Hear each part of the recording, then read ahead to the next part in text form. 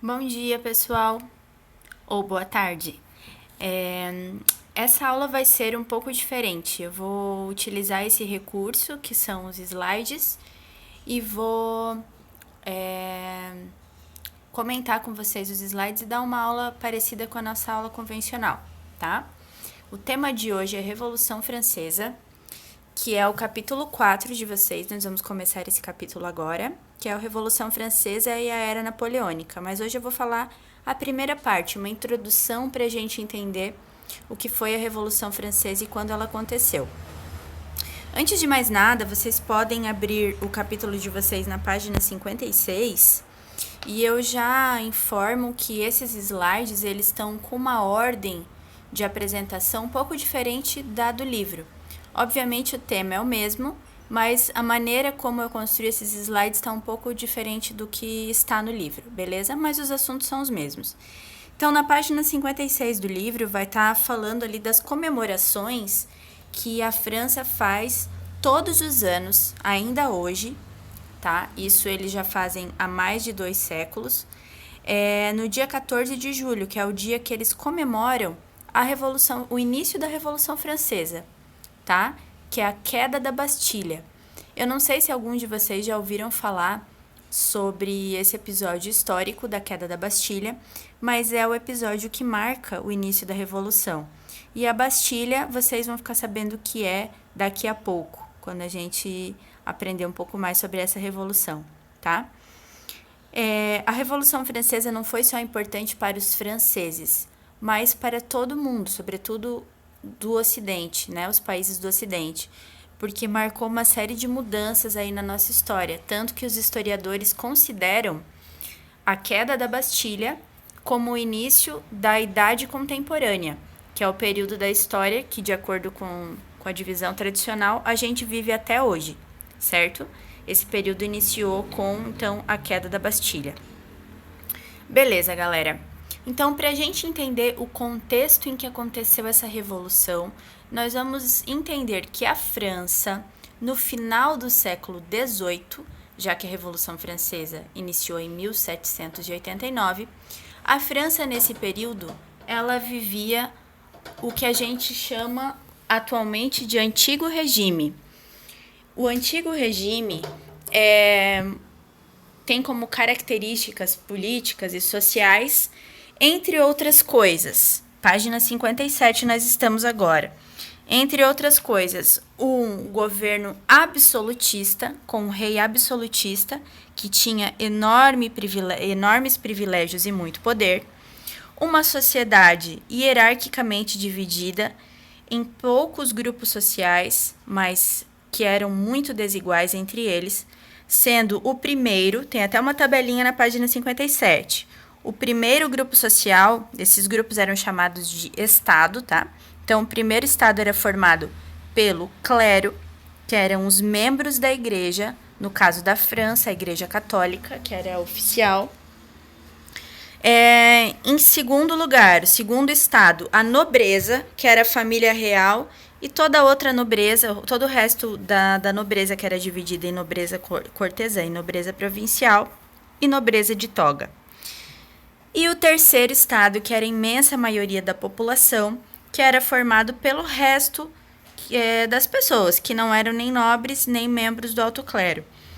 Os trabalhadores das cidades, os camponeses, que era a maioria da população da França, e a burguesia, que era uma classe social nova, tá? A maior parte dos burgueses tinha dinheiro, eram bem-sucedidos economicamente, tinham grana, mas não tinham status social e acabavam pertencendo ao terceiro estado. Isso revoltava muito os burgueses e foi o que motivou principalmente a Revolução Francesa. Foi essa revolta dos burgueses que depois acabou contagiando todo o resto da população, tá? Para vocês terem uma noção, eu escolhi aqui essa imagem, que é uma pintura do rei Luís XIV, que foi o primeiro grande rei absolutista da história europeia. Ele foi da França, certo? E ele se auto-intitulava Rei Sol. certo? Que ele dizia que é como se os cidadãos franceses, assim, franceses, vivessem em torno dele, né? Precisassem da sua luz para sobreviver. Lembrando que os reis absolutistas, eles se identificavam como representantes de Deus na Terra. Então, por isso, eles não podiam ser questionados, certo? Quais são os símbolos desse quadro que vocês podem ver como símbolos de status desse personagem histórico? Observem bem. Eu posso citar para vocês aqui os sapatos de salto, certo? Os sapatos de salto, eles eram utilizados pelos homens da nobreza. Eram símbolos de poder, os símbolos do seu... do reconhecimento do seu status social, da sua colocação social. Pessoas mais pobres não utilizavam esse tipo de sapato. Outra coisa, as roupas, né? Com certeza as roupas volumosas, bordadas com fio de ouro, os objetos todos ali que simbolizam a realeza e a sua peruca.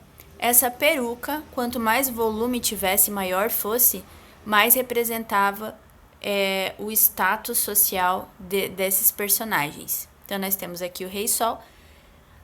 Ao lado, nós temos a Marie Antoinette, ou Maria Antonieta, que ela foi uma rainha francesa, embora não tivesse nascido na França. Ela foi casada com outro rei francês, o rei Luís XVI. Era esse rei que estava governando a França quando a Revolução Francesa aconteceu. A Maria Antonieta, ela é conhecida por ter sido uma rainha que viveu de muito luxo, uma vida muito glamurosa e vivia com muita ostentação, certo? Se vocês repararem o vestido dela, a base do vestido dela, vocês podem fazer uma comparação com o tamanho da cabeça dela, para vocês perceberem quanto de tecido, de armações, de bordados, de várias coisas tem ali na roupa dela, se a gente comparar então com o tamanho da cabeça, certo? Então, Maria Antonieta, com certeza, ela tinha centenas, né, quiçá mais até, vestidos como esse, que ela trocava diariamente, e cada uma dessas peças, desses detalhes na vida da Maria Antonieta custava muito dinheiro, que era pago pelo povo francês. Depois, daqui a pouco, a gente vai ver isso melhor. A gente pode ver também no cabelo, né, um volume bastante grande, geralmente era utilizado perucas ou enchimentos no cabelo para dar esse volume, a pele bastante branca, né, com pó de arroz. Tudo isso eram elementos que destacavam, como eu falei, o status social da nobreza, certo? Aqui tem uma charge, isso é bem interessante. As pessoas que viviam nessa época, elas se incomodavam. Quem fazia parte do terceiro estado, a maior parte da população, se incomodava com essa vida luxuosa da nobreza. Então, fizeram uma charge aqui, lá no século XVIII, uma charge anônima, e essa charge, ela meio que critica a futilidade com a qual a nobreza vivia, certo? Então, nós temos ali empregados de uma nobre, talvez seja Maria Antonieta, não tenho certeza, que estão enchendo a peruca dela com um monte de quinquilharia. Tem até cachorro, ele tem patinhas ali de algum animal. Então estão enchendo a peruca, estão dando todo esse trabalho para que ela esteja dentro da moda, ou para que ela consiga mostrar de qual grupo social ela é com essa peruca. Então isso está denunciando a futilidade da nobreza em meio a todos os reais problemas que a sociedade francesa tinha na época, né? E que a nobreza não estava nem aí. Aqui tem uma outra imagem mostrando também isso, a Madame de Pompadour. Ela era uma francesa que vivia na corte do rei Luís XVI também. Aquele ali é o pintor dela, François Boucher. E essa obra foi pintada em 1750. E aqui ela tá num estilo mais dia a dia, mais básico, né? Como vocês podem ver, o vestido dela, assim, não é tão glamuroso assim, ela não tá com peruca.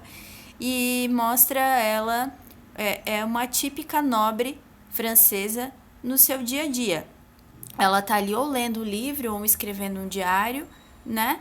E passando tempo com ócio. O que é ócio, gente? O ócio é o não fazer nada. Essa é uma característica muito grande dos nobres, da nobreza francesa, porque eles... Só deixa eu ver se tá gravando mesmo, tá? Dos nobres na época, porque poucos deles trabalhavam, a maior parte trabalhava junto ao governo francês, ao Estado, né, eram funcionários do rei, mas grande parte não trabalhava e dedicava seus dias ao ócio, ao lazer, ao não fazer nada, jogos, leituras, brincadeiras, festas, né, e esse tipo de coisa. Essa daqui é uma outra imagem que mostra três obras, né, que mostram nobres no seu dia a dia. Ali no meio, uma característica bem comum da nobreza, que era a caça, representada por aquela arma, e o cachorro ali do cara, a mulher lendo, né, depois um casal passeando, e esse era o tipo de vida que a nobreza levava. Depois vocês vão ter uma noção de como era a vida da população pobre da França, tá, gente? Esse aqui é o Palácio de Versalhes, Palais de Versailles. Ele começou a ser construído pelo rei Luís XIV e o rei Luís XVI morou, né, os reis posteriores ali também moraram nesse castelo, nesse palácio. E não só o rei e a família real moravam aí, como grande parte da corte, grande parte da nobreza vivia aí. Tinha centenas de quartos, centenas de escadas, centenas de lareiras. Era um palácio, assim, monumental, né? Tinham várias salas que não serviam para nada. Salas, muitas delas todas recobertas de ouro, de cristais, e que serviam só para passagem, assim, dos nobres, né? Então, era muita ostentação. Na verdade, é muita ostentação, porque esse palácio ainda existe, mas hoje ele é um museu aberto à visitação do público. E essa área na frente os jardins, são os jardins do Palácio de Versalhes, que também é aberto à visitação. Inclusive, se você quer visitar lá, você tem que comprar um pacote para o palácio e um pacote separado para o jardim, de tão grandes que eles são. Esse jardim tem um lago navegável, tem labirintos, tem várias fontes, praças, né? Então é imenso.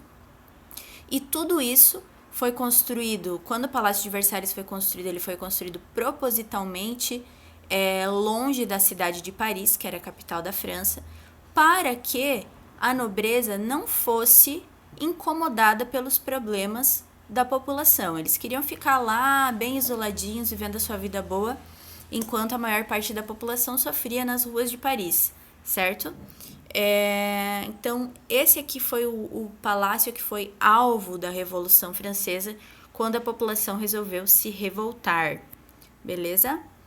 Aqui nós temos um dos quartos da rainha. Quem quiser procurar depois o Palácio de Versalhes na internet, tem várias fotos, tem um site, né? Esse é um dos quartos da rainha, todo revestido de ouro e tudo mais. Eu vou deixar para vocês também uns links para vocês entenderem um pouco sobre esse contexto. São vídeos curtos e tal, inclusive eu vou deixar também o trailer de um filme sobre a Maria Antonieta, que leva o nome dela. É um filme bem interessante e mostra bem como era essa ostentação e o luxo da vida da nobreza. Beleza, galera. Qual que foi o contexto, então, relembrando aqui, ó, o contexto em que aconteceu a Revolução Francesa? A França vivia no chamado Antigo Regime, tinha uma monarquia absolutista com o poder centralizado no rei, o mercantilismo, que era uma característica do absolutismo também, que era o controle da economia pelo Estado, né, pelo rei, através de várias práticas, como a gente estudou no ano passado, metalismo, balança comercial favorável e tudo mais. E a divisão social da sociedade era ainda do tipo feudal. Isso a gente já está no século XVIII, no final do século XVIII. Mas a sociedade ainda era daquele tipo feudal, dividida em 3 camadas, que é essa divisão aqui. Cerca de 1% da população era o primeiro estado formado pelo clero, os membros da igreja. Ops. Cerca de 2% da população era o segundo estado, formado pela nobreza. E cerca de 97% era o terceiro estado formado pelos camponeses, pela burguesia e pelos sans-culottes. Os sans-culottes, eles eram como era conhecido os pobres que viviam nas cidades. Por que tinham esse nome? Sans em francês é sem. E culotte era o nome de uma calça que os mais ricos utilizavam. A nobreza, os burgueses utilizavam essa calça. Como os pobres das cidades viviam sempre com roupas assim esfarrapadas, bem simples, e não tinham dinheiro para adquirir essa calça, eles eram chamados de sem culotte, né? Sem essa calça. Observem ali o que está em vermelho. O primeiro e o segundo estado, pessoal, eles eram os donos das terras, dos cargos públicos, do prestígio social. Eles tinham privilégios e isenção fiscal. Isso significa que eles não precisavam pagar imposto nenhum. Já o terceiro estado arcava com todas as obrigações e todos os impostos. Veja bem, a gente viu que o clero, a gente não viu tanto a questão do clero, né? Mas o clero da igreja na época também tinha muito poder social, muitas terras, muitas riquezas. A nobreza a gente viu que vivia no mais puro luxo. E esse luxo era todo do terceiro estado, sobretudo pelos camponeses e pobres urbanos, que eram a maior parte da população. Então, essa divisão social definitivamente era bastante injusta, certo? Essa daqui é uma charge bem famosa da época também, e diz ali embaixo: bem, espero que a brincadeira acabe depressa. Vocês vão tentar identificar agora quem são esses personagens que estão na imagem, levando em consideração os três estados que a gente viu: clero, nobreza e o terceiro estado. Quem é quem? Observem todos os detalhes. Quem disse que o cara de roxo, que tá com a mão no peito, tem um crucifixo ali próximo da mão, quem disse que ele é um membro do clero, acertou. Logo atrás dele, a gente tem um cara vestido com uma roupa bem escandalosa, ostentadora. Esse é um membro da nobreza. E embaixo, a gente tem um membro do terceiro estado, representado ali provavelmente por um camponês, devido à roupa e os elementos da imagem. Então, a gente vê esse camponês carregando nas costas o clero e a nobreza, certo? Porque ele tinha, então, que sustentar esses dois com todas aquelas obrigações e impostos, beleza? É uma charge da época mostrando como a população já começava a demonstrar seu descontentamento. Então, como que aconteceu essa tal de Revolução Francesa? A Revolução Francesa, ela é considerada uma revolução burguesa, porque dentre aquela galera do terceiro estado, a que primeiramente se revoltou foram os burgueses, certo? E depois eles acabaram motivando também, levando junto todo o resto da população que pertencia ao terceiro estado. Mas, no decorrer da Revolução, os burgueses acabaram sendo privilegiados, tomando poder e meio que esquecendo o resto da população, né? A gente já viu isso em outros momentos da história. Bom, quais foram as motivações? Primeiro, as ideias iluministas que a gente já estudou esse ano: igualdade, fraternidade, mais o que? Justiça social, tolerância religiosa, todas aquelas coisas que a gente já viu, crença na razão. Todas aquelas características do iluminismo influenciaram muito os burgueses que iniciaram essa revolução. Outra motivação, aquela divisão social desigual e injusta que a gente já viu. Outra ainda, uma crise econômica. O governo francês, além de gastar dinheiro com luxo, gastava dinheiro em guerras que a população francesa considerava desnecessárias, porque não estava relacionada em nada com os benefícios para a população. Por exemplo, a França auxiliou os moradores dos Estados Unidos da América a lutarem pela sua independência com relação à Inglaterra, porque a França era inimiga da Inglaterra, então resolveu ajudar lá os norte-americanos. Gastou uma grana com isso e gerou prejuízos para a população que teve que pagar esses gastos. Ainda por volta de 1780, a França viveu um período de crise de alimentos, tá? Houve uma baixa produção de alimentos, né? Devido a inundações, períodos de inundação e seca e tal. E a população que mais foi atingida com isso, com certeza, foi a população mais pobre, numa crise econômica, como, né, vamos falar dos tempos atuais, como provavelmente nós estamos prestes a passar devido à nossa situação atual, numa crise econômica, querendo ou não, quem sempre sai mais atingido é aqueles que já são os mais pobres, tá? Então, muita gente morreu de fome nessa crise. E isso também motivou os franceses a iniciarem a Revolução. Outro fator, excessiva cobrança de impostos do terceiro estado e os enormes gastos do governo, incluindo os privilégios lá do clero e da nobreza. O estopim, qual que foi a gotinha de água que faltava para aquele copo d'água transbordar e para a Revolução acontecer? O governo do Luís XVI, que vivia com uma corte luxuosa, tinha despesas super elevadas e que continuava, apesar da crise, mantendo seu padrão de vida, realizando festas, banquetes e tudo mais. A crise econômica, como eu já falei, para tentar solucionar, o rei e os seus conselheiros, né, resolveram aumentar a arrecadação de impostos do terceiro estado, mantendo a isenção para o primeiro e para o segundo estado. Isso gerou revolta. E a população, então, mais pobre pagava a maior parte dos impostos. Esses foram o estopim para o início da revolta. Beleza, a nossa aula hoje vai terminar aqui. Na próxima aula eu vou continuar explicando o resto dessa revolução e vou então deixar para vocês ali no próximo planejamento alguns links que vão ajudar vocês a entenderem bem a Revolução Francesa. São links bem legais, vocês vão gostar, tá bom? Beijo, galera, e até a próxima!